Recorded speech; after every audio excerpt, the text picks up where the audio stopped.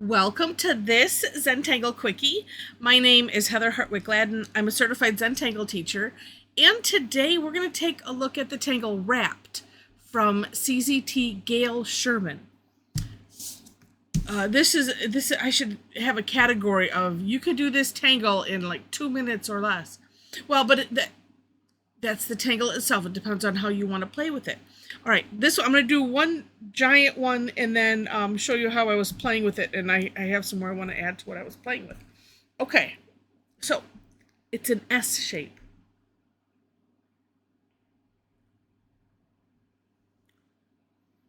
And no, we're not done.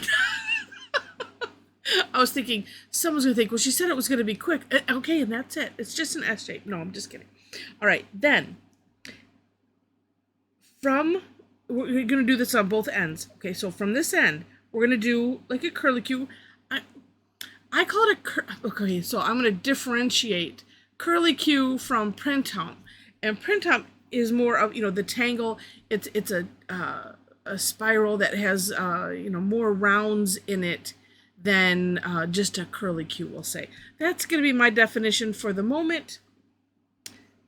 It all works. So we're going to connect it here. So nice curve line coming up into a curlicue.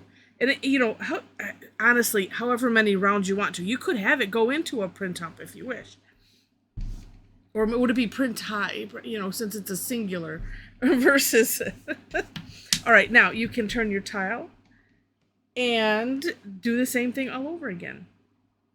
And I don't remember if I said, but note that the curve, the direction we're starting is the same direction as the S shape. It's helpful, although it didn't stop me from second guessing myself several times. Okay, this is the initial shape, and that's it. Some ways that you could play with it, though. Well, let's see. No, we could play with it here. Okay, you could.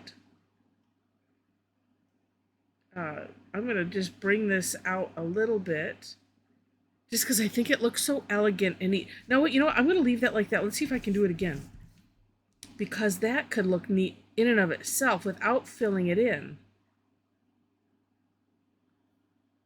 Ooh, let's try it over here. I'm pushing my luck. I am pushing my luck. This one I'm going to go on the inside. Hey.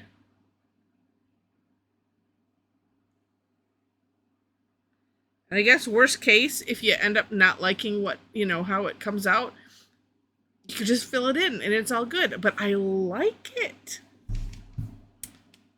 I like when I think of things on the fly. Just sitting here, we're just sitting here tangling together, right? Okay, now for shading, you don't have to shade, right? But one thing I was thinking, and I did this, I think, on my version of the step outs on one or maybe two of the play ones. I did this filled in on one version, but not necessarily. Oh, no, I did do those on the other one. Anyway, you go look at that if you wish. Yeah, take a look at Gale's step out and samples and all of that. It's in the description section below in the video.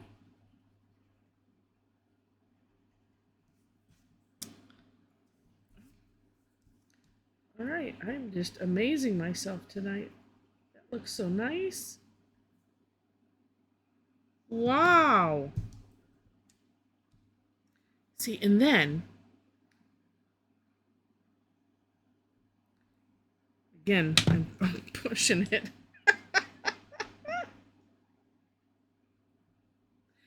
Just being ever so careful. Taking my time. I'm totally digging this. All right. I could double that one up there too. Oh, wait. I did it down here, so I best do it up there. Okay.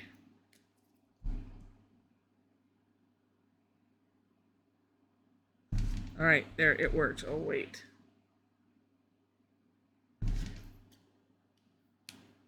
Okay, there we go. And let's carefully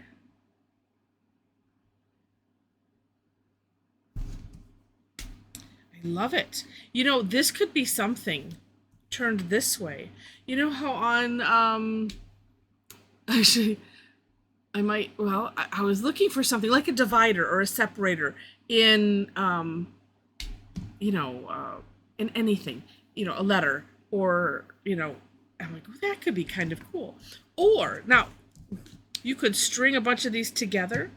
And if you again take a look at the for more inspiration link, actually on one of Gale's, it almost looks like she maybe continues the S down, and then just brings in the curlicues, you know, about where it would end. That's something. Or you could alternate it, because it looks like on Linda's sample, because this is on Tangle Pattern, so that little thumbnail that's at that the first thing you see, she kind of starts here with the next S.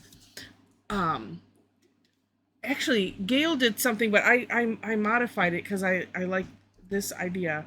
This idea popped into my head because she has one that's just a where this end is going around an orb, and I'm like, well, why do that when you can do this? And you could well, let's see, you could still put a nice orb, you know, in the center. We could fill that in.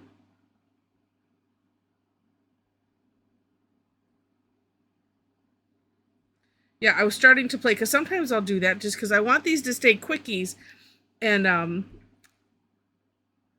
I thought, no, this is neat, and we need to talk through a little bit. So again, so just starting having the S shapes all pointing in towards the center. So you could, like I said, you could do whatever you want, and then no, I don't know that it would look good backwards. But I'm just going to fill in some smaller ones here. And I like this, that you don't I'm finding I don't necessarily have to turn my tile, you know, to do the upside down one. But that's just me. It's just today, you know, do what's comfortable. But I just thought this is just really, really cute. And it's so simple. And you don't have to get extra fancy. I think it looks plenty fancy just like this.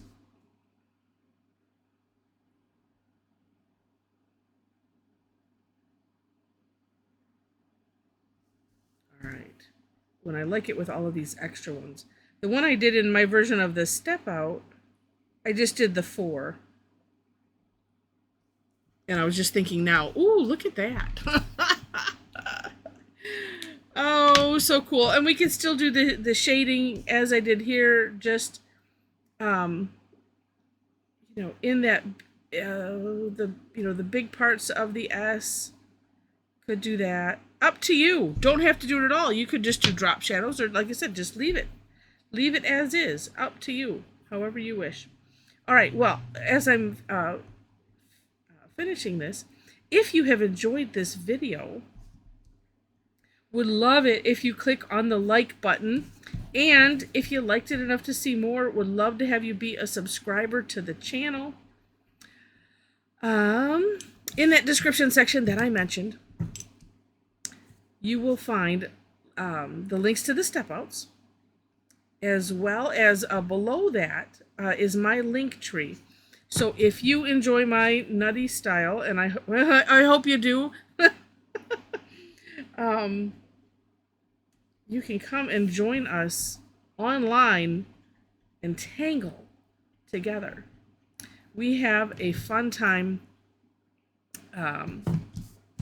on Thursdays, generally on Thursdays. I know I have a couple, as at the time of this recording, I know in the next couple weeks I'm going to have to shift a couple things, but I always do my best to just put them on another day instead of just canceling altogether, because, you know, we need to have our fix. So, but in that link tree, you will find places to follow me for classes. These ones are free. They're called Tangle Time. And again, on Thursdays, 11 a.m. and 7 p.m. Eastern Time. And I do have also ones that are paid. And you'll see those. Those are generally on Tuesday, although the third Tuesday of the month is another free session. It's called Tough Tangle Tuesday. But I have information on my website. Again, there's a couple places where you can follow me and register for classes so that way you get a reminder and all of that kind of thing. And what else? Also, if you happen to be on Facebook, number one, link is there. You can go and like my page, follow my page. They changed the terms. I think it's follow now.